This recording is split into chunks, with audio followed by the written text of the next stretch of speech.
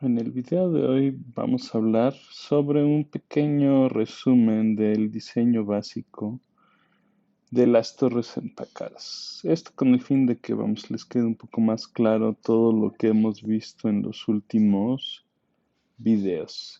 Y vamos a empezar con la parte del diámetro o la hidráulica de una torre empacada, que básicamente esa hidráulica, como lo habíamos visto, consiste básicamente en calcular el área de flujo o en su caso también el diámetro de la columna.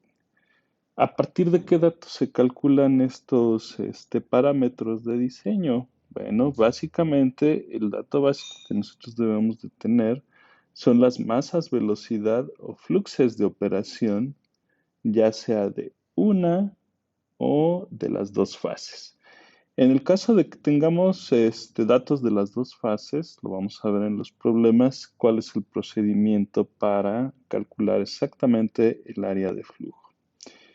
Y bueno, para obtener estas masas velocidad, básicamente tenemos dos opciones. El diagrama de Ecker, que lo recordarán cuál es su forma y cómo usarlo.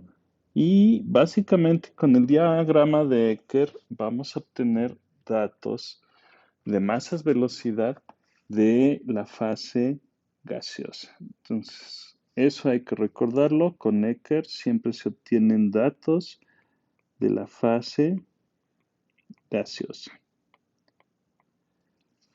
La otra opción que tenemos disponible es la de los datos de inundación.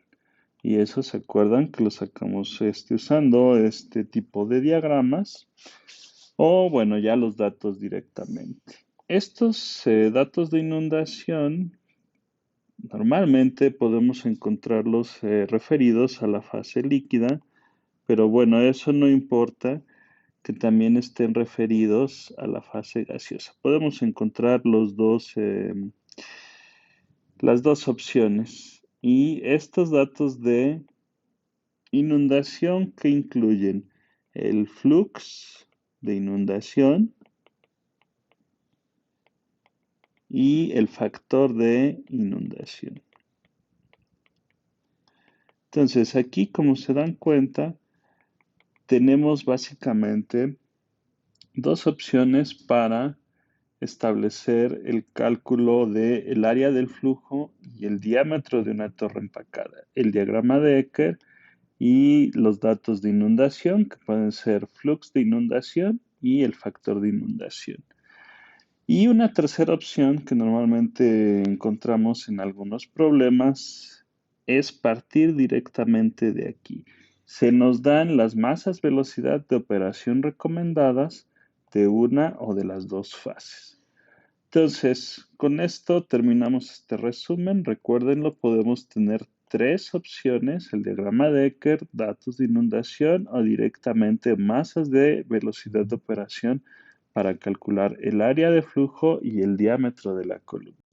Ahora, algo que nunca se les debe de olvidar cuando estemos haciendo estos cálculos del diámetro y del área de flujo es que siempre se deberán usar los gastos de operación mayores, que eso va a depender de la operación que se esté realizando. Los gastos mayores para absorción se encuentran en la base y para agotamiento se encuentran en el domo.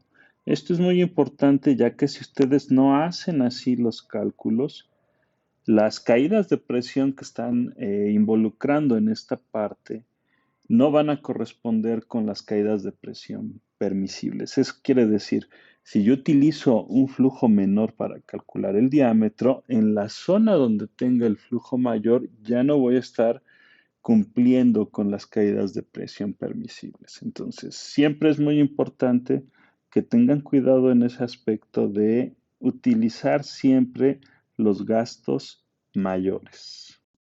Ahora vamos a hacer un resumen rápido de lo que debemos de saber sobre el cálculo de la altura o el procedimiento que debemos de seguir para calcular esta variable. ¿Con qué empezamos? Bueno, primero tenemos que leer perfectamente bien el problema y establecer la fase y las unidades de concentración que debemos de usar para el cálculo de la altura. Acuérdense que tenemos ecuaciones en función de la fase gas y en función de la fase líquida. ¿Cómo vamos a ver eso? Bueno, la mayoría de las veces el problema especifica exactamente con qué valores vamos a hacer el cálculo. Bueno, ¿qué pasa si no lo especifica? Nosotros vamos a seguir una regla general. ¿Se acuerdan que les decía que normalmente tomamos como referencia la fase que se desea procesar? Bueno, pues en absorción, como la fase que me interesa procesar es la fase gaseosa, usamos la fase gaseosa para hacer los cálculos. Y para agotamiento, la fase líquida.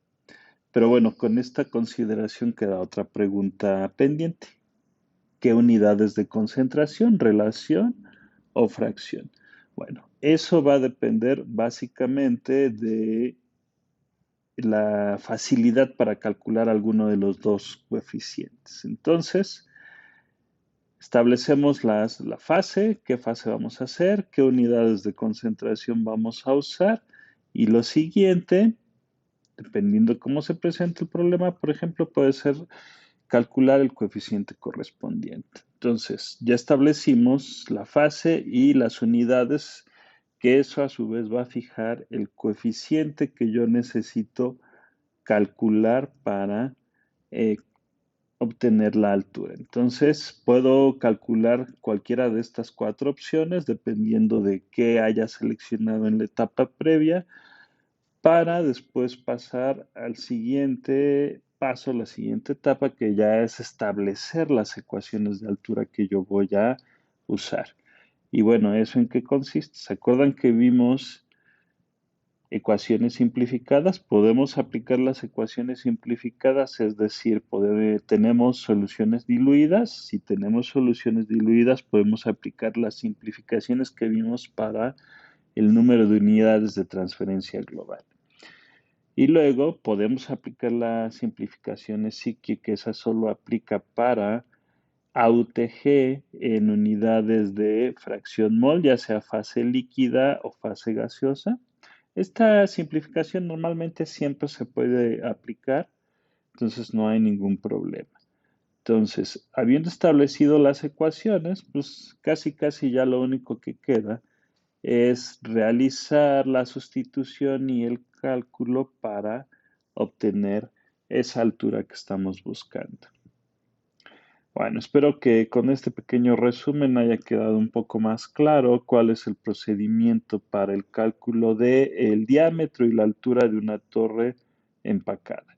Y yo espero que con esto ya podamos empezar a hacer algunos problemas. Hasta la próxima.